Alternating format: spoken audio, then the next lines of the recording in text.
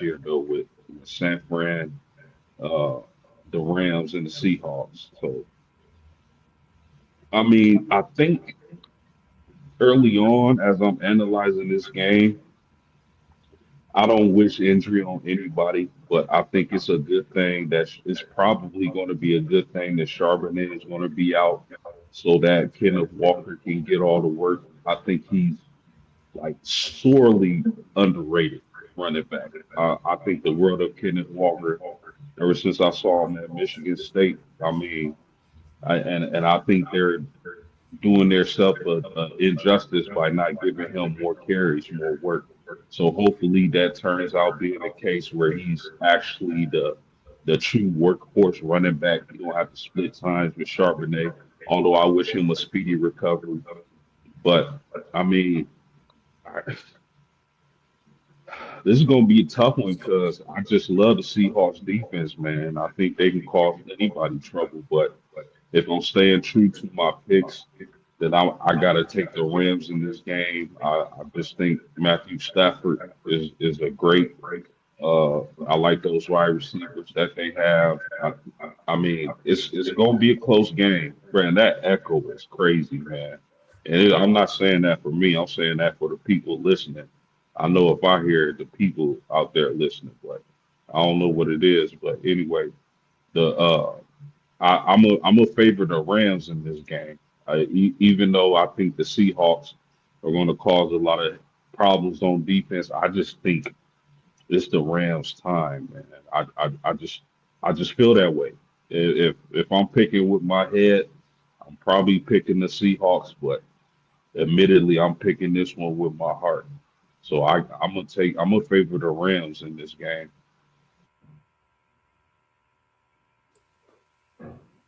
This is another one of those that you spot. I mean, first off, it's in Seattle. That's not an easy place to play. But on that note, I need to highlight a comment here that our buddy Moss mentioned and let him know that I know Zach's a Seahawks guy, and that's cool, but they're not repping the 12th man, brother. They got sued for that. So let's go ahead and get rid of that. There's only one 12th man, brother. All right, so let's just go ahead and stop that. It's a hell of an environment in Seattle, though, to play in. Those fans are electric. I'm not going to lie. That is crazy. I'm with postgame. I think the Rams win this game very, very, very close. I'm not ready to give a score prediction on it yet, but I take the Rams to win it. I think Stafford's experience is going to pay off in a game like this. So I just that's where my head's leaning right now. So we'll see what happens, but I've got the Rams winning in a close one. Well, Zach, you might be the only one going for your Seattle Seahawks, bro. Because I picked the Rams to make it to the Super Bowl when this thing first started, man, with the playoffs. I picked them to make it to the Super Bowl. But I'm going to tell you right now, man, I'm not confident in that at all. Once I seen that Seahawks defense these last couple of weeks, my man Byron Murphy on that defensive line wrecking havoc at 6'1", 295, 300 pounds. Hey, man, I want to change my pick so bad, but I got to go with what I said from the beginning. I think that the Rams are going to win a really, really close game. But if they don't run the ball better against the Seahawks, which they probably won't be able to do, then what they did against the Bears, they're going to be in some trouble, man, because they cannot leave it on the back of Matthew Stafford. Even though he's a veteran quarterback, he can do his thing. If they struggle like they did at points in that game, like they did against the Bears, the Seahawks won't walk them. But we got to remember they got Sam Darnold at the quarterback position, and we ain't 100% sold on Sammy. So I'm going with the Rams, man, but we're going to have to wait and see. Well, I respect all of your opinions. And I honestly, you could be 100% correct. Stafford is amazing. I can't sugarcoat it any higher than that. That team is the only team in the NFL that terrifies me. And I'd say, well, I mean, we're in for something here. I mean, you can't write the storybooks even better. I mean, did I want to play the Bears? Absolutely. I think we would have had a similar game to the Niners if we played the Bears. They wouldn't know what to do. They've never played a defense like us. It would have been hard for them. But that's not where we're at. We are playing the Los Angeles Rams, the team that is our kryptonite. And I'd say, but hold that thought. We beat them. We came back from 16 points with 10 minutes to go in the fourth quarter. What else can you say about that? I think what is going to stand out in this game that's going to be different than all the ones we played this season is now Sam knows he can beat the Rams. Sam has gotten over that hump in his mind. Because last year, obviously, in Minnesota, they got killed. And the first game that we played, he threw 4 picks.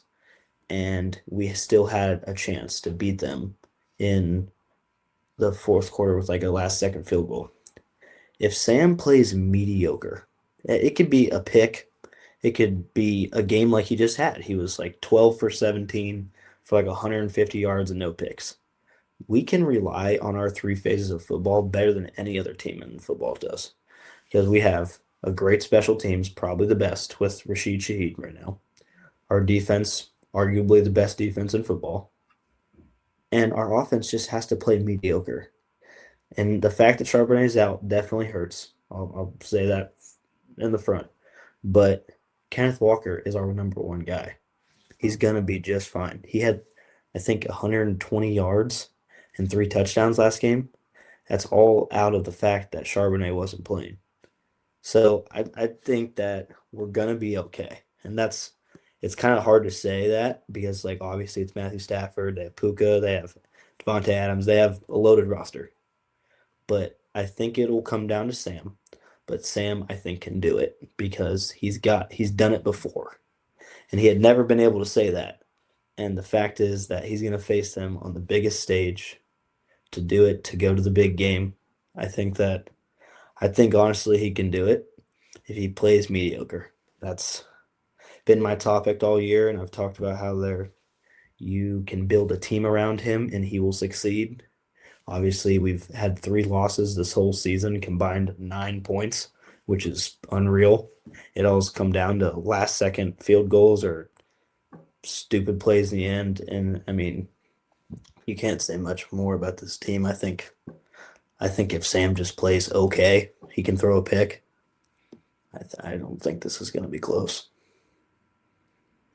Zach, if y'all make the Super Bowl, do you think y'all can beat the Patriots or the Broncos? I don't think it would be even close. I would put my life savings on the fact that whoever wins this game is winning the Super Bowl. 10,000%. I mean, that we haven't lost, us or the Rams have not lost to an AFC team this whole season. And I don't think it'll change in Santa Clara. I agree with that 100%. I think this is the Super Bowl this week. Yeah. Agreed. But I'm kind of curious, Robert. Why are you so showing all this love to Murphy? Byron Murphy? Yeah, why are you showing him all the love? He's a Texas Longhorn. Why aren't you showing any love for Jordan Whittington for the Rams? Because he's from Texas. Longhorn. Come on now. Byron, Sean, we probably got about 13 guys on these 4 teams, man. About 13 guys. But you got to give Whittington the love too. You gave I love Jordan Whittington. He's just not as much of a factor for the Rams as Byron Murphy is for the Seahawks. But I love Jordan Whittington. I got one question for everybody. Should the Seahawks GM, John Schneider, win Executive of the Year? He's had great draft classes. He has built this defense to mock the Legion of Boom. He drafted Nick Emanwari. This could be the Defensive Rookie of the Year. We have Leonard Williams, a 12-year vet who's playing like it's his second year. We traded, or I think it was free agent, DeMarcus Lawrence, who's playing like it's his rookie year again. We have arguably two of the best corners with Devin Witherspoon and Tariq Woolen, and Josh Jobe is also a great one too. And then we have in the middle, Ernest Jones, all pro. Well, I mean, I don't understand how John finds these guys just randomly and from school to school. And like you can't look past that. And I think that he deserves to win like executive of the year. Let's see what your guys' thoughts are. Yeah, I agree. I mean, Seattle, hats off to y'all scouting department because y'all always seem to find players that everybody else aren't looking at. I gotta agree with Zach, man. I can't really think. Maybe New England's at second, but there is nobody. I think, yeah, I agree with you, Zach. I don't think anybody else has done as good of a job as he has. Accumulating talent, putting that team together. Sam Darnold, that quarterback, running backs. I mean, it's just he did a fabulous job. So off top, I can't think of anybody in that position that's made it as good as moves. So I'm gonna Maybe agree with Zach on this. the Patriots guy is like the only one I can think Yeah, of, and maybe I mean the Browns, they're not doing anything, so I can't really count them. no, But you since the can't count Patriots are them. in that spot too, I think it's between us and them. Yeah, that's why I mentioned as a close second. But first, I'm gonna have to give it to Seattle because I think more so with New England, it's more so coaching as opposed to Seattle's success. It's like everything. You know what I mean? So I Mike think, McDonald. yeah, I think I'd have to go. Yeah, New England was on my list for sure. But since post game's already mentioned them, I like what the GM at the Texans has done in Houston. Draft, free agent pickups. I mean, that's so just to be somebody different. I would probably easily say those are the top three, though, for sure. For if you want to go the top three executives of the year, that has to be, to me, the top three. And if the guy from Houston won it, I don't think you could argue. If New England, yeah, I don't think anybody could argue because there could be a case made for all three of them. Who would you guys say is coach of the year? It's got to be Vrabel's in New England. It has to be. Nobody saw New England doing this. Maybe getting into the playoffs, maybe. Not this. yeah, I agree with Vrabel. And another team we got to take our hats off to is the Chicago Bears, man. Listen, starting with the coaching hire, that draft they had last season was cash money. The free agents they were able to pick up. I mean, you got to put the Chicago Bears in that argument as well. But coach, I'm with SEC style. I like what Vrabel has done. Rob, I think your team, the Titans, got rid of Vrabel a little bit too quick. Uh, but I mean, what he's been doing in New England is absolutely fabulous. Yeah, in terms of the Seahawks GM, the most important position that we all believe on the football field is the quarterback position. He could have probably stayed with Geno Smith. He probably could have matched that offer that the Raiders gave him and kept him. But he said, nah, get to stepping. We did all we could do with you last year. Or you only won this many games. And they had a pretty solid team last year, too. But he went and got Sam Darnold, a guy who I thought my Titans was going to draft or was going to get in free agency before they drafted Cam Ward. I thought they was going to get him, let him be there for a couple of years, draft a quarterback, and let that quarterback sit behind Sam for a minute, but they didn't do that. But I think the fact that he made the move that he made to get the quarterback that he got probably puts him over the top of New England and the Houston Texans. As far as coach of the year, I'm going to throw the Carolina Panthers in there. If they only had a couple of more wins, they probably could compare with Vrabel and the coach at the Chicago Bears because their win totals to loss total is probably the deciding factor between them two winning it, either one of them winning it. But the way the Carolina Panthers was a dumpster fire the year before, to be on the brink of winning that division and making the playoffs, man, it says a lot about their GM and how he put some pieces around Bryce Young and how Bryce Young played this year.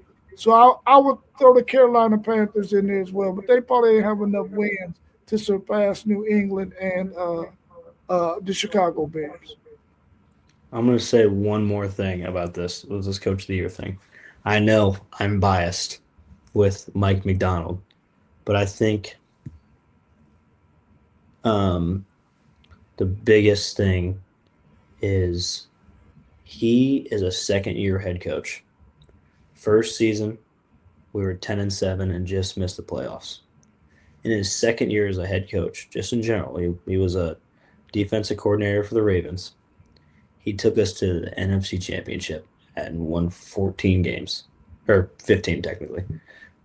I think that, yes, Vrabel's a good coach, but he's been in the league too long to become Coach of the Year. I think it stands out with like Ben Johnson as well. I think Ben Johnson's over Vrabel. I think so is Mike McDonald because they are doing more with their teams. Yes, the Patriots are doing good, but Vrabel's a coach that's been in the league for a while. These guys have not. And so I think you should give it to more of the rookie coaches. Good point. What about the AFC Championship game between the Patriots and the Broncos? Do the Broncos have a chance without their starting quarterback, Bo Nix, who was having ankle surgery if he didn't already have it already?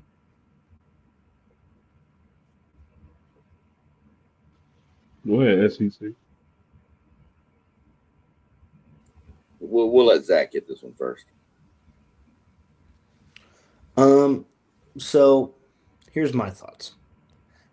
It really sucks about Bo Nix. That's awful. You never want to see that happen, especially after the season they have, and their defense is obviously phenomenal. I mean, you can't do much better than that. And the Patriots, I think, they're a good team, but I think what is the hard thing to say about them is they're not impressive, but in a way they are, because they're getting all these wins, but you look at it and you're like, this just doesn't seem right. But I think the Patriots are going to win because they don't have Bo Nix. And personally, as a Seahawks fan, I would like to rewrite history and have us play the Patriots and kick the crap out of them, relive Pete Carroll's name of that horrendous call, and go win us a Super Bowl. But I think the Patriots are going to win, and they're going to play. I think it's not going to be close.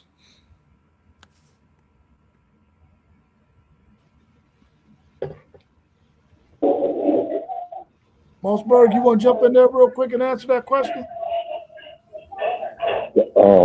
It's good to see everybody this evening. I apologize about the background noise. I'm at work trying to get on before I get started. But with the AFC Championship game, the Patriots and the Broncos, I think it's tough to see Bo Nix go out with the injury like that, and just knowing the weight of the games, within itself. But just seeing the Patriots and what they're doing, seeing May from, watching him in the ACC in his Carolina days, to seeing him now in the New England Patriots, I thought he would be the guy to actually change this organization from their losing ways and bring them about. And the way they built this team around Drake May, I mean, you got to credit that organization as well. Hats off to what they do. Kraft is amazing at what he continues to do with that organization as well. But it's a team that's destined, and I think they're a team that could actually win it all.